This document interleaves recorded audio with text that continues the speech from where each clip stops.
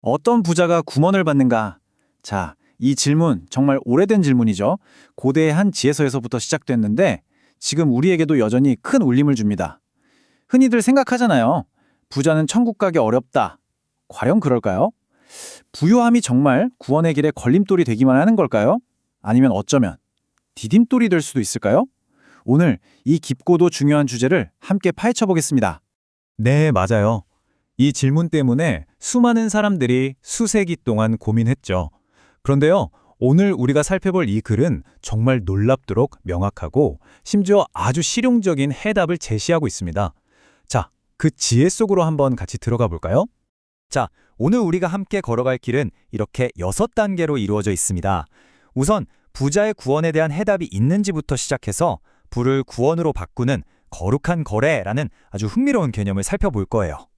그리고 어떻게 나누어야 하는지, 또 그 나눔을 이끄는 가장 큰 힘은 무엇인지 알아볼 거고요. 살다 보면 넘어질 때도 있잖아요. 그럴 때 다시 일어서는 법, 그리고 마지막으로 이 모든 걸 아우르는 감동적인 이야기 하나로 마무리하겠습니다. 자, 그럼 첫 번째 단계부터 시작해 보죠.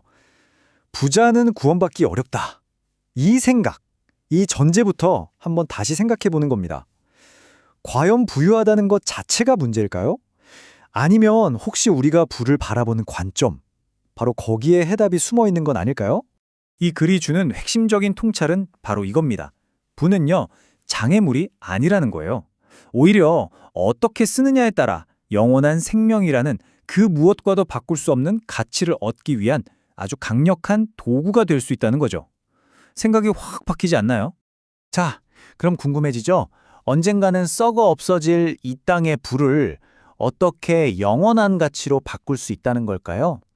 여기에 대해 이 글은 거룩한 거래라는 아주 흥미롭고 어떻게 보면 혁신적인 개념을 제시합니다. 이건 그냥 착한 일 하자 정도의 이야기가 아니에요.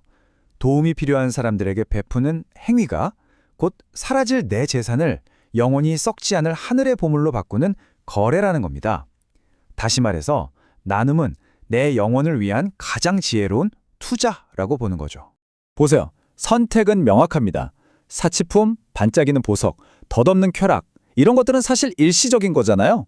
여기에 돈을 쓸 수도 있지만 다른 한편으로는 굶주린 이들, 목마른 이들, 가난하고 힘든 이들에게 쓸 수도 있죠. 이 글은 후자를 영원한 가치에 대한 신적인 투자라고 부릅니다. 어떤 투자가 더 남는 장사일까요? 자, 이제 뭘 해야 하는지는 대충 감이 잡히시죠?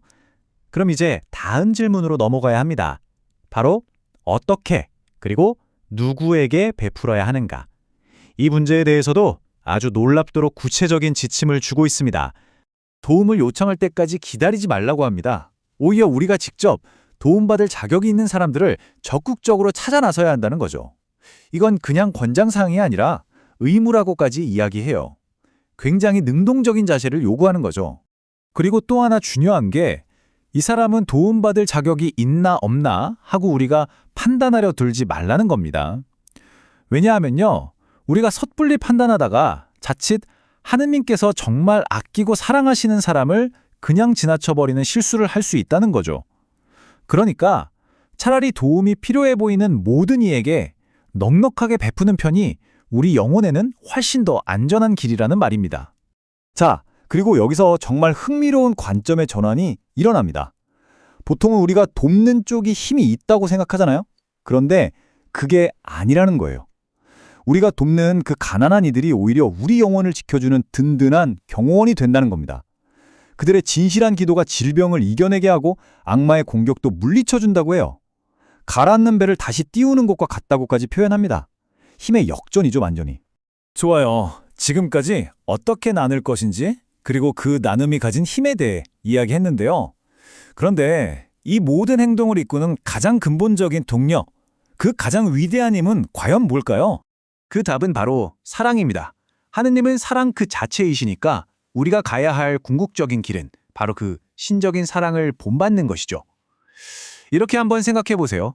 하느님께서는 우리 한 사람 한 사람을 위해 온 세상보다 더 귀한 자신의 생명까지 내어주셨는데 우리가 고작 있다가 없어질 재물을 형제 자매들과 나누는 걸 주저할 수 있겠냐는 겁니다. 이 모든 것의 근본에는 바로 이 사랑이 있는 거죠. 사도 바울도 비슷한 이야기를 했죠.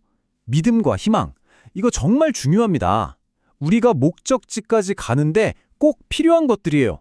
하지만요, 마침내 목적지에 도착했을 때, 그때도 여전히 남아서 하느님과 함께 영원히 존재하는 것, 그건 바로 사랑뿐이라고 말합니다. 사랑이야말로 영원한 덕목인 거죠.